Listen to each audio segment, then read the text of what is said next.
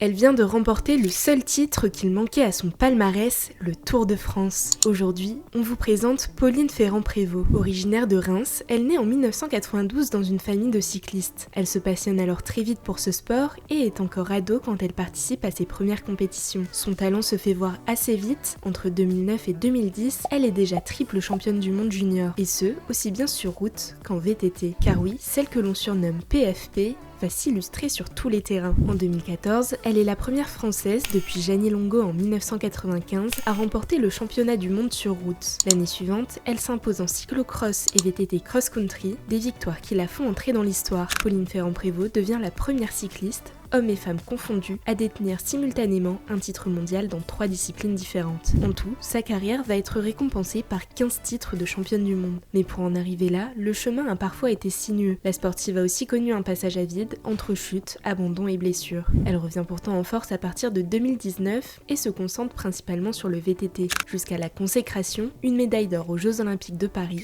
en 2024. Pauline Ferrand-Prévot décide ensuite de reprendre le vélo sur route avec un objectif en tête, remporter le Tour de France. Mais alors qu'elle se donnait 3 ans pour accomplir l'exploit, il aura suffi de sa première participation pour atteindre le sommet. 36 ans après Jeannie Longo, PFP est montée, parée du maillot jaune sur la première marche du podium dimanche 3 août 2025, continuant toujours un peu plus d'écrire l'histoire du cyclisme.